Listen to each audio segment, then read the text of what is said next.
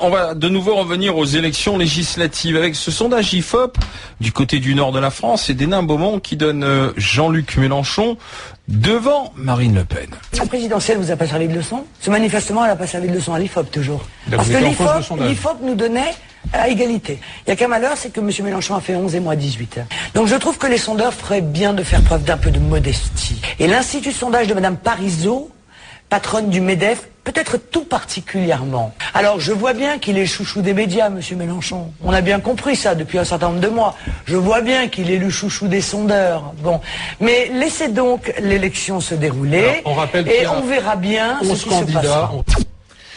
En même temps, Marine Le Pen, elle oublie de nous dire que la circonscription elle est à gauche. C'est pas elle la députée sortante. C'est un socialiste alors qui se représente pas. C'est un autre socialiste qui prend sa place. Mélenchon arriverait en tête, serait devant le candidat socialiste, mais c'est Marine Le Pen qui arrivera en tête avec 34%. Mélenchon 29% et le socialiste Philippe Kemel 18%. Et au second tour, selon ce sondage, effectivement, Mélenchon l'emporterait très facilement 55 contre 45 parce que c'est une circonscription de gauche. Marine Le Pen avait perdu d'ailleurs en 2007. Est-ce que vous pensez que ce sondage dit une vérité ou alors il peut y avoir une surprise et Marine Le Pen battre Mélenchon? Moi, je suis curieuse de savoir quel sera le taux d'abstention en fait à Hénin Beaumont, parce que je me dis, moi, si j'étais électrice à Hénin Beaumont, je suis pas certaine que j'irais voter en fait, parce que c'est devenu un cirque. Attends, mais c'est devenu un cirque cette ville, c'est n'importe quoi. Enfin, moi, je ne comprends pas. Alors, si Jean-Luc Mélenchon arrive à ce que Marine Le Pen ne soit pas élue, là, bravo. Mais c'est la seule chose pour laquelle on pourra le féliciter, mais parce que pour le reste, pardon, excuse-moi, mais le candidat socialiste, il est sondé également et il battrait Marine Le Pen. Donc c'est alors pourquoi Mélenchon y est allé dans ce cas-là? Laissons faire le socialiste, hein. Franchement, il n'y avait pas besoin.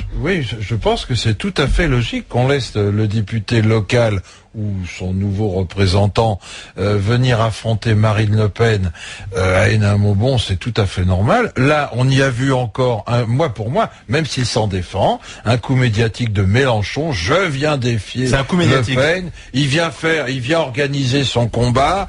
Moi, je trouve que ça donne une bien. Est-ce que ça peut se retourner contre lui, comme le dit Marine Le Pen d'ailleurs? Disons, je pense que beaucoup de gens ont fait cette analyse, quand même. Mais est-ce que ça peut se retourner? Oui, peut-être, on peut surévaluer ses votes, mais Jean-Luc Mélenchon, il a un argument. Il dit, regardez ce qui s'est passé aussi dans cette fédération du Nord, que les socialistes ont laissé partir à volo en laissant la baronnie locale mettre les mains dans le cambouis, etc.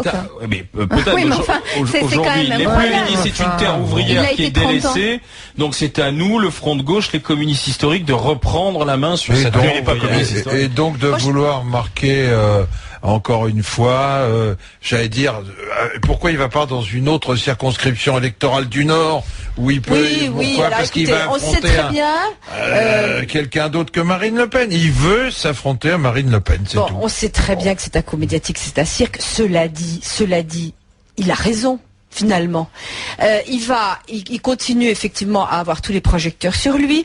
Il va probablement, parce que c'est une circonscription facile, battre Marine Le Pen, et c'est un très fort symbole pour l'extrême gauche que de battre l'extrême droite. Franchement, je ne l'aime pas. Je n'aime pas ce qu'il défend. Je n'aime pas non plus ce que défend Marine Le Pen.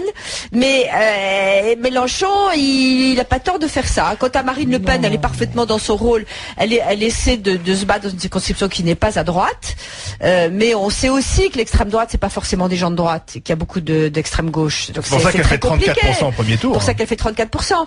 Donc effectivement, alors ça, je suis d'accord avec Marianne, je serais électrice normale, puisque c'est le mot à la mode, dans ce département, dans cette circonscription. J'irai pas voter, c'est insupportable.